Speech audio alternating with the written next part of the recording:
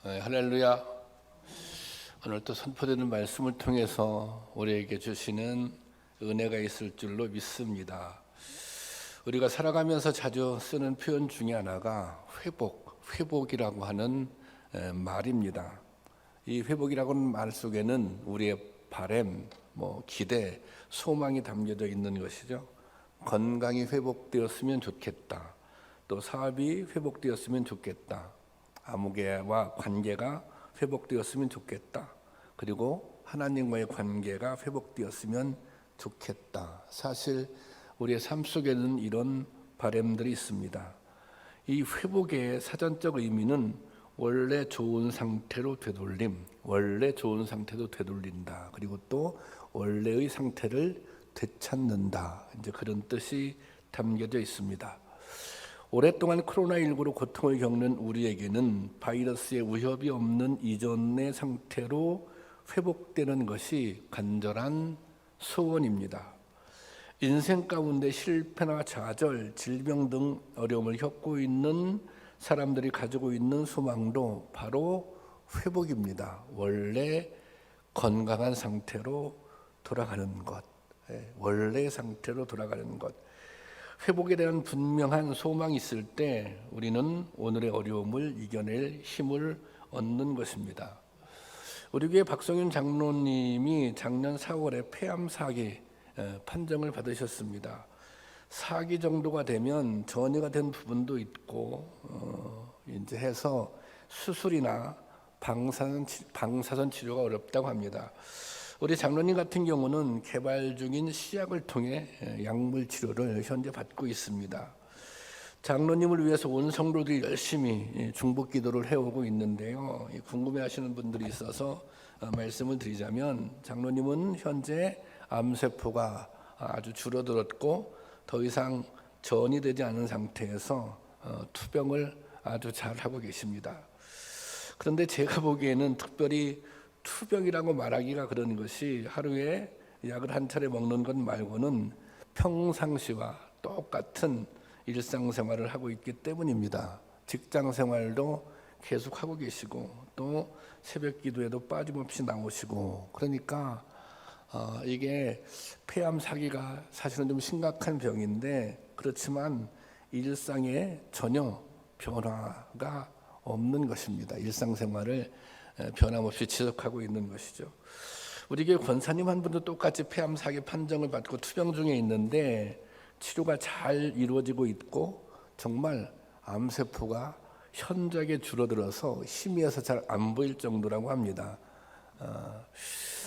이 장로님이나 권사님이 질병과 맞서 잘 견딜 수 있는 힘은 이 회복에 대한 소망이 있기 때문입니다. 회복에 대한 믿음이 있기 때문입니다. 나는 절대로 회복될 수 없어. 나는 절대로 회복이 불가능해. 그러면 소망을 잃어버리게 되는 거죠. 여러분, 예수님은 우리를 회복시키시고 희망을 주시기 위해 오셨습니다. 절망 속에 있는 자들을 일으켜 다시 살아갈 힘을 갖도록 회복시키는 것이 예수님의 사역의 중심이었습니다. 그래서 병든 자들을 고쳐주시고 소외된 자들의 친구가 되어주시고, 당시 죄인 취급받던 많은 사람들을 주님께서 품어주십니다. 우리가 읽은 본문에는 죽음의 절망 속에 있는 두 사람이 등장합니다. 두 여성이 등장합니다. 한 사람은 12살 먹은 회당장의 딸입니다. 이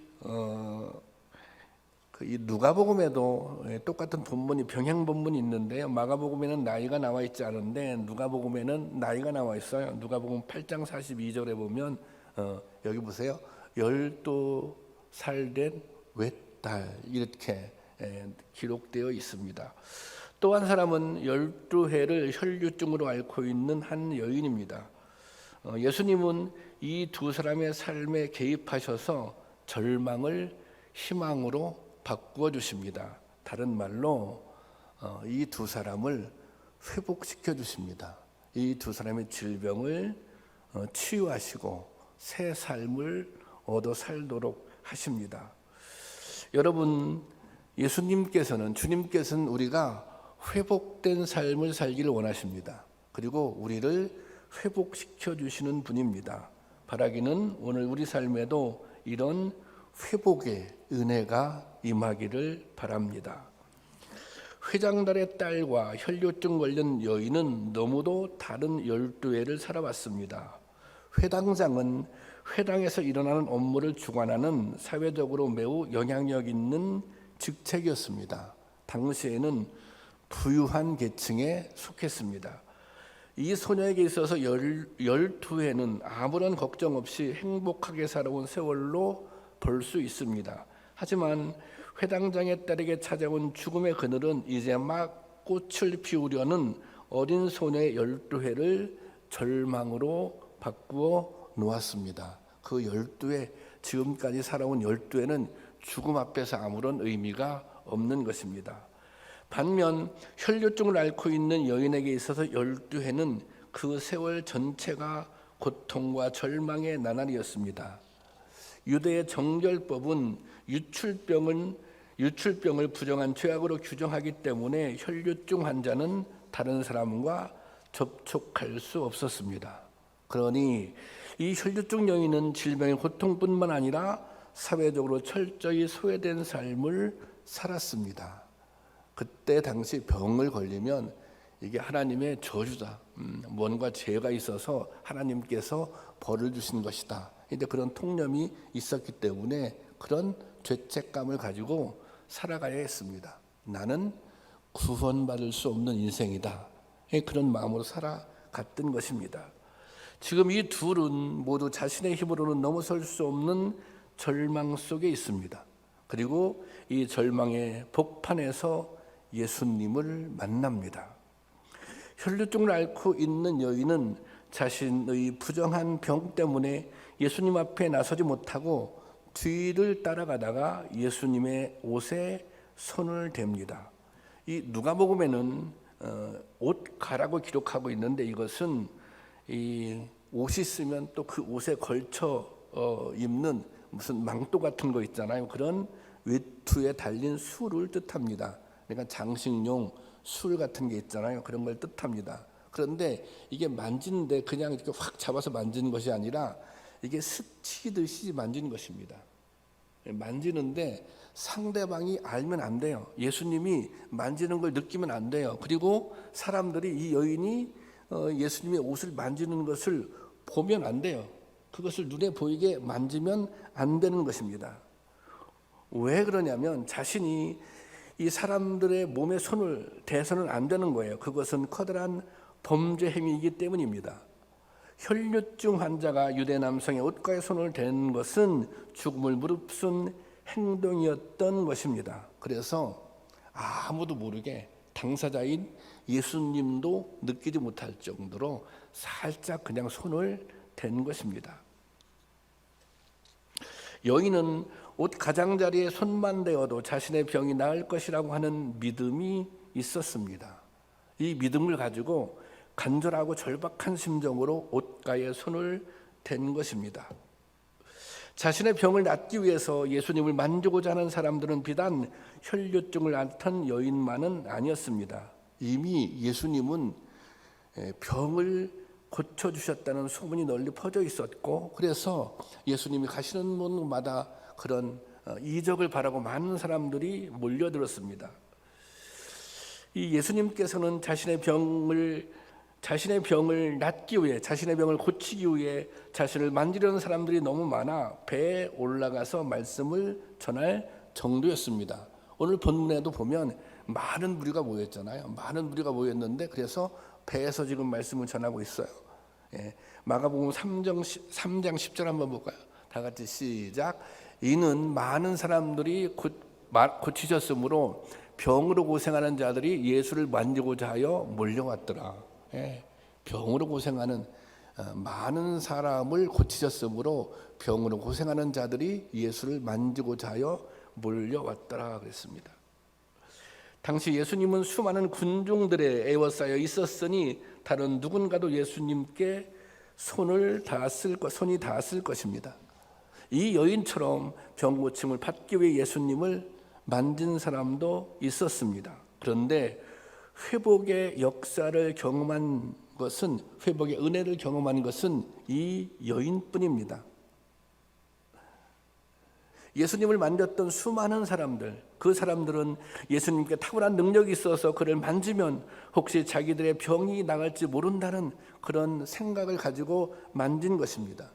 그런 생각은 있었지만, 그런 기대는 있었지만, 그들은 예수님이 하나님의 아들이라고 하는 사실, 예수님이 구세주가 된다고 하는 사실을 믿은 것은 아닙니다.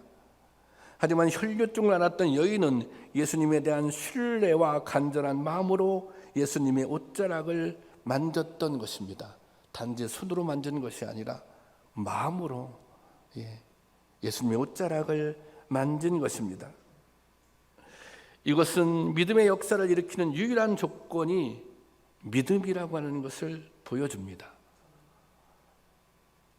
믿음. 우리가 다 믿음이 있지 않습니까? 그런데 그 믿음, 그냥 믿음이라고 얘기하면 뭔가 좀 부족하다는 생각이 들잖아요. 이 여인이 가지고 있는 믿음은 어떤 믿음이에요? 예수님이 나를 고쳐주실 거야, 이런 믿음이 있어요. 그런 믿음을 가지고 옷자락을 만지잖아요. 근데 거기에는 뭐가 포함되어 있어요? 간절함이 포함되어 있는 것입니다. 이 믿음은 그냥 믿음이 아니라 간절한 믿음이 있어야 간절한 믿음입니다. 여러분, 이 믿음에는 간절함이 동반되어야 합니다. 여러분이 주님께 믿음을 어떻게 여러분의 믿음을 보여드릴 수 있겠습니까? 내가 주님을 믿습니다. 제가 주님을 믿습니다. 정말 신실하게 믿습니다. 어떻게 보여줄 수 있어요? 그것은 간절함으로 보여줄 수 있는 것입니다. 이 결혼하고 제가 얼마 되지 않아서 교회에 어려운 일이 생겼습니다. 그 집사람은 어려운 일이 생기면 지금은 좀 덜하지만 그때는 이제 그 결혼하자마자고 이제 어렵고 목회를 처음 시작했기 때문에 늘 그 장모님한테 이제 여쭤봅니다. 상의를 합니다. 엄마, 내가 이런 문제가 생겼어. 이런 교회가 이런 문제가 생겼는데 어떡하지? 기도도 부탁하고 이제 그러면 이제 저희 장모님의 대답이 그거예요. 이제 네가 기도해야지. 내가 사모가 됐으니 네가 기도해야지. 그런데 거기서 딱 끝나는 게 아니에요. 기도를 하긴 하는데 이렇게 말씀하세요. 그냥 기도해서는 안 되고 작정하고 기도해야 된다. 작정하고, 그냥 기도하지 말고 작정하고 기도하고, 그리고 또 어떻게 해야 돼요? 금식하며 기도하고, 하루에 한 끼라도 금식하며 기도하고, 그리고 하나님께 기도하는 그 순간 하나님께 기도하며 예물을 드려야 한다. 그렇게 집사람에게 조언을 하더라고요. 기도해야지. 기도하는데 그냥 기도하면 안 돼. 이게 비상한 상황이니까 그냥 기도하면 되는 것이 아니라 작정하고 기도해. 하루에 한 끼라도 금식하며 기도해. 그리고 하나님께 예물을 준비해서 드려. 매일 기도할 때마다. 왜 장모님은 저희 집사람에게 그렇게 얘기해 주었을까요? 당신이 그렇게 했기 때문이에요.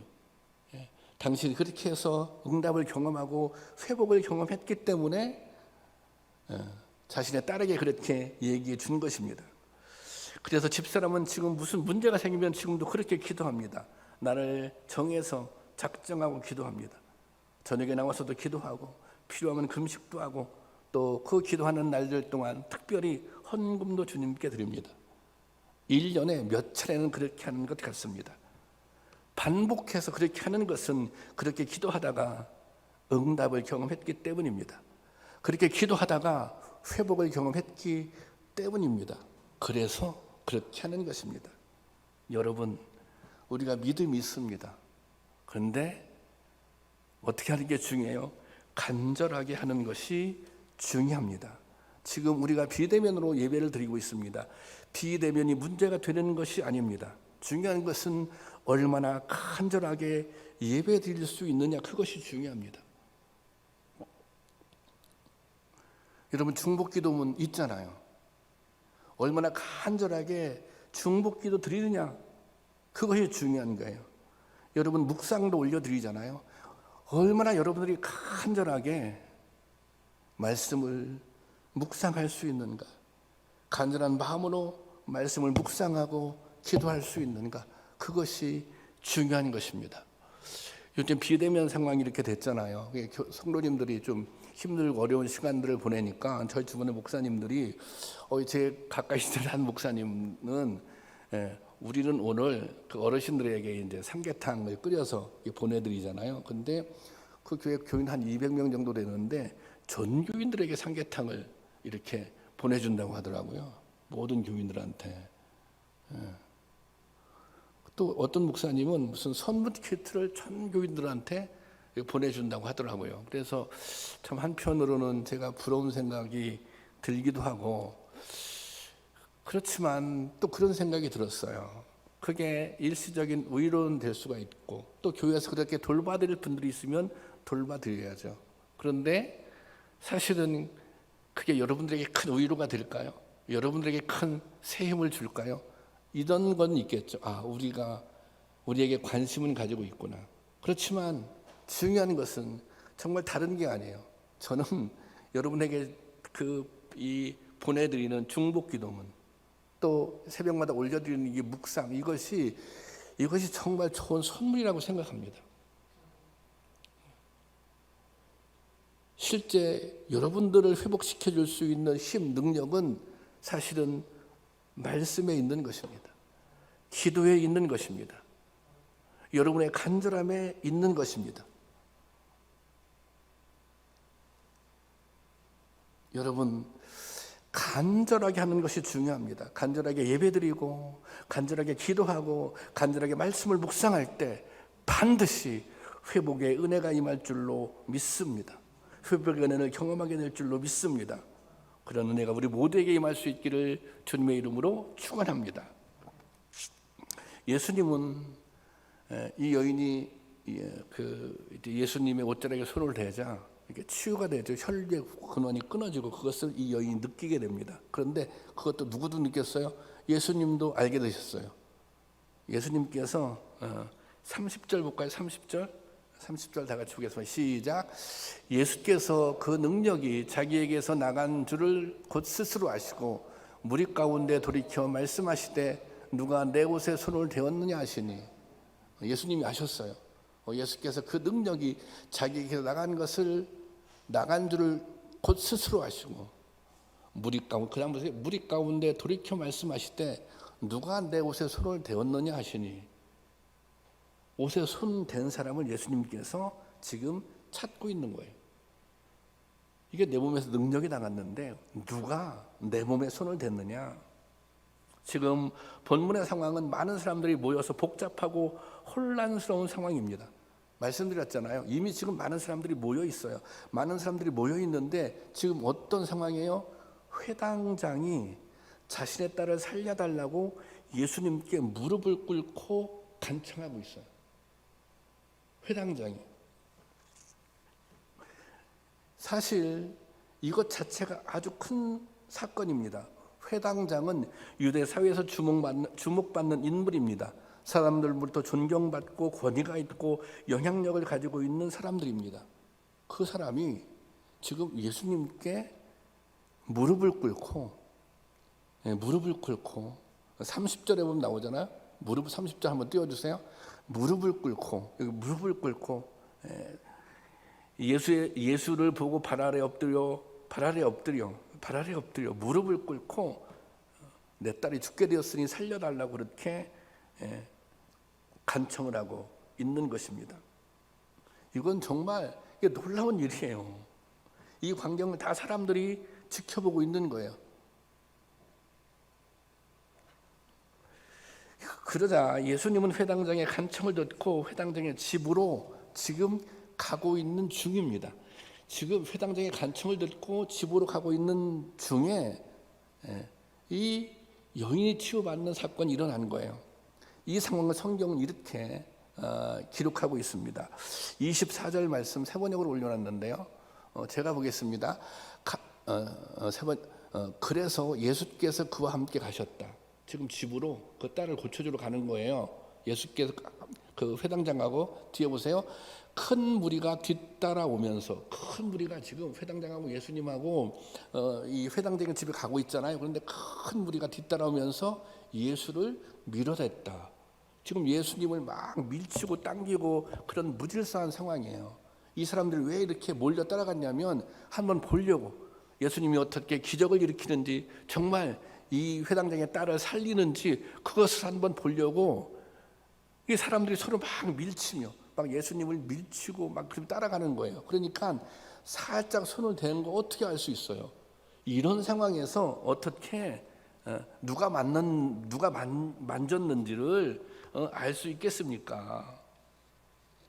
이게 제자들이 그렇게 지금 이 말하고 있는 것입니다. 31절 다 같이 보겠습니다. 시작.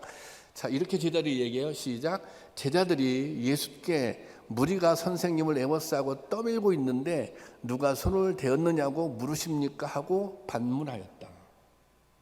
지금 그 사람을 어떻게 찾아요? 지금 다 사람들이 지금 예수님을 막 섞여서 떠밀고 있는데 누가 손을 대었는지 어떻게 알 수 있겠습니까? 이렇게 제자들이 반문한 것입니다.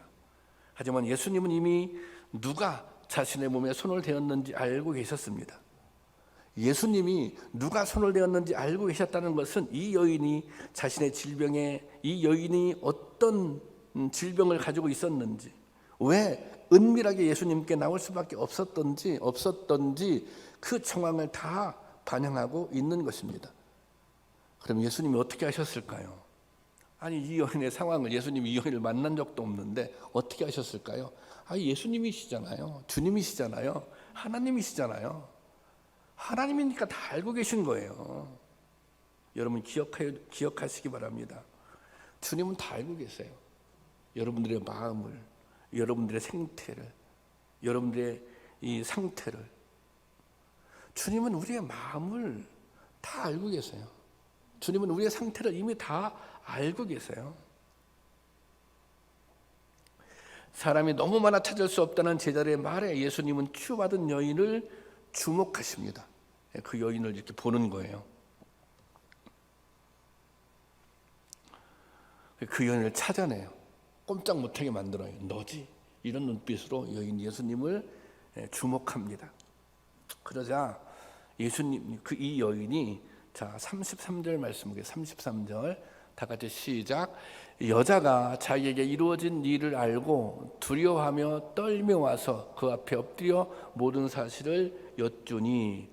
여기 그 여인이 예수님 앞에 나와서, 여기 보세요, 두려워하며 떨며 와서 모든 사실을 얘기하고 있는 거예요. 왜 두려움에 떨고 있어요? 그것은 이 손을 대면 안 되잖아요. 이거 손을 대는 것은 죄 짓는 일이에요. 이 사실이 지금 발각된 거 아닙니까? 이 사실을 사실은 숨기고 싶었는데, 그래서 두려워서 떨렸던 거예요. 이 여인은 다 이제 사실을 얘기해요. 손을 대었던 이유도 얘기하고, 또 이제 자신의 병이 나았다는 얘기도, 그런 고백을 이제 예수님께 합니다. 예수님께 했다고 하는 것은 거기에 지금 사람들이 다 모여 있잖아요. 모든 사람들이, 많은 군중들이 있잖아요. 무리들이 있잖아요. 그 앞에서 자신이 왜 예수님 옷가에 손을 댔는지, 그럴 수밖에 없었던지, 그리고 손을 대자 어떤 일이 일어났는지 그것을 다 이제 고백하게 된 것입니다. 이 고백을 듣는 이 주변에 있는 무리들은, 이 무리 어떤 생각했을 것 같아요? 이 자신들이 모르는 사이에 얼마나 놀라운 일이 일어났는지를 알게 된 것입니다. 아니, 우리가 모르는 사이에 이런 놀라운 일들이 일어났구나. 여러분, 예수님께서 굳이 이 여인을 군중들 앞에 드러내시는 중요한 이유가 있습니다. 군중들 앞에 이 여인을 드러내서 이 사실을 알게 하려는, 그것은 하나님의 은혜가 누구에게나 언제든지 임한다는 사실을 알려주시기 위한 것입니다. 군중들은 여인의 고백을 통해 자신들이 모르는 사이에 기적이 일어났음을 알게 됩니다. 내가 모르는 사이에 기적이 일어난 거예요. 내가 모르는 사이에 하나님의 역사가 일어났던 것이에요. 믿음의 역사라고 하는 것은 이처럼 하나님과 당사자만 아는 비밀이기도 합니다. 이것은 뭐예요? 경험한 사람만 아는 거예요. 그래서 그것이 신앙의 신비라고 합니다. 여러분 그런 경험이 있잖아요. 그런 경험 있지 않습니까? 정말 하나님께 예배드리기 힘들고 어려운 순간 상황이에요. 그런데 정말 많은 걸 내려놓고 많은 걸 포기하고 내가 오늘 예배드려야지, 하나님께 예배드려야지. 그랬을 때 그 예배드리면서 그 사람만이 경험하는 은혜가 있는 거예요. 내가 도저히 이 용서가 잘 안 되는 사람이 있어요. 근데 은혜를 받아서 용서를 해주기로 마음먹었어요. 정말 용서했어요. 그럴 때 그 용서한 사람만이 경험하는 그 신비가 있는 거예요. 그 신비가. 이게 하나님과의 비밀이에요. 여러분, 하나님의 역사는 우리가 알지 못하는 사이에도 끊임없이 일어나고 있다는 것입니다. 코로나19로 대면과 비대면을 오가는 예배를 드리고 있습니다. 이 상황이 교회의 위기나 성도들의 신앙의 위기가 될 수도 있다고 진단합니다. 여러분, 그러나 그렇지 않습니다. 왜냐하면 우리가 알지 못해서 그렇지 하나님의 회복의 역사는 계속되고 있기 때문입니다. 우리가 잘 알고 있지 못해서 그렇지 참기쁨 교회 안에서도 계속해서 이 하나님의 회복의 역사가 일어나고 있기 때문입니다. 하나님의 역사가 일어나고 있기 때문이에요. 단 뭐예요? 내가 모를 뿐이에요.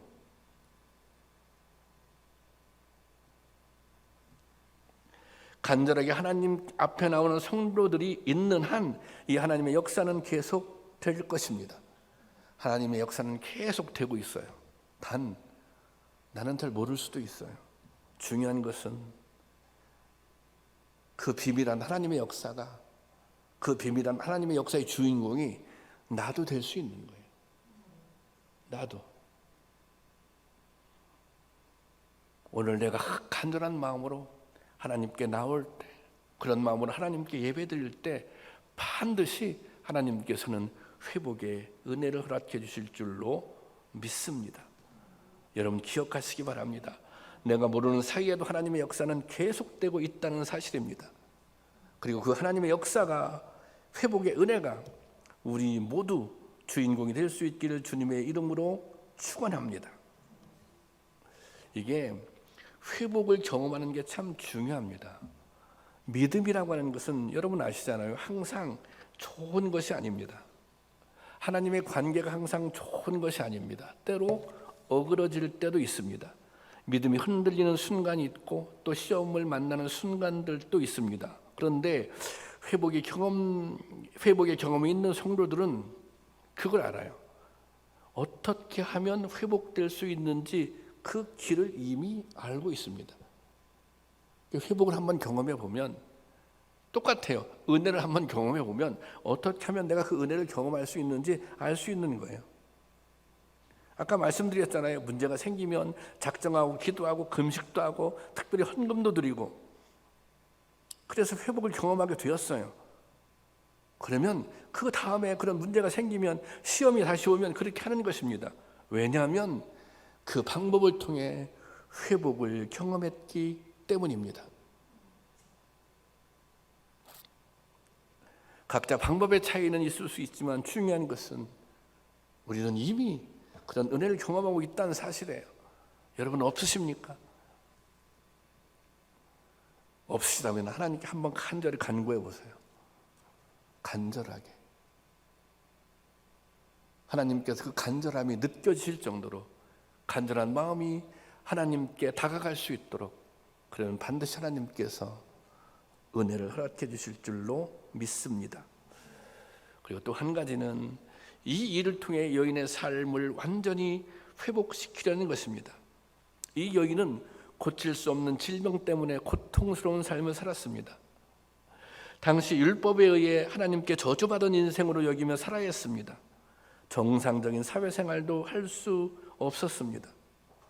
살아는 있지만 마치 죽음과도 같은 삶을 산 것입니다. 예수님은 이 여인에게 이렇게 말씀하십니다. 내 믿음이 너를 구원하였으니 평안히 가라 말씀하십니다. 그리고 이제는 건강하게 살라고 말씀하십니다. 예수님께서 회복을 주시는 이유 뭐예요? 이 여인에게는 그것이 구원이었어요. 그 다음에 편안하게 살라는 거예요. 건강하게. 이제 회복이 되었으니, 고침을 얻었으니. 예수님이 이 은혜의 주인공 이 여인을 굳이 군중 앞에 세우는 것은 그가 완전한 평안을 누리게 하기 위함이었습니다. 자 봐라, 이 여인이 고침으로, 이 여인이 믿음으로 이제 고침을 얻었다, 건강하여졌다, 이렇게 선언하신 것입니다. 이제 그가 할 일은 당당히 자신의 삶을 살아가는 것입니다. 이제는 더 이상 저주받은 인생이 아닙니다. 죄책감을 가지고 살 필요도 없는 것입니다. 당당하게 살아가면 되는 것입니다. 이 여인에게 남은 것은 회복의 은혜를 누리며 살아가는 것입니다. 주님께서는 오늘 우리에게도 회복의 은혜를 누리기를 원하십니다. 주님께서 주시는 이 회복의 은혜를 경험하고 평안을 누리시기를 원합니다. 제가 아까 박승현 장로님 말씀을 드렸는데, 장로님이 암에 걸리셨다는 그런 소식을 들었던 순간부터 지금까지 계속 장로님에게 제가 엿줍는 말이 있습니다. 지금은 그냥 좀 무심해졌어요. 그런데 그때는 좀 상황이 그랬잖아요. 처음 알 때는 제가 그럼 뭐라고 여쭤봐야 돼요? 괜찮으시냐고. 장로님 괜찮으세요? 어떡하죠? 장로님 괜찮으세요? 저도 그때 굉장히 충격이 컸거든요. 장로님 괜찮으신가요? 그 다음에도 또 만나면 장로님 괜찮으세요? 또 다음 주에 교회 오시면 장로님 괜찮으세요? 그렇게 제가 여쭤봐요. 그러면 장로님께서 한결같이 저에게 하셨던 대답이 있어요. 그 대답이 뭔지 아세요? 목사님, 제가 평안해요. 그 다음 주에 또 물어봐요. 장로님 괜찮으세요? 목사님, 제가 정말 평안해요. 강조해서 정말이라. 제가 자꾸 물어보니까 목사님, 제가 정말 평안해요. 목사님, 제가 편안해요. 평안. 제가 정말 평안하거든요. 정말 평안하거든요. 여러분, 이것이 믿음의 힘입니다. 이것이 주님이 주시는 평안입니다. 여러분, 여인에게 임했던 회복의 은혜가 오늘 우리에게도 있기를 바랍니다. 오직 주님만을 향해 믿음으로 나갈 때, 간절함으로 나갈 때 주님께서 주시는 그 평안과 회복의 은혜가 우리 가운데 넘치길 주님의 이름으로 축원합니다. 기도하겠습니다.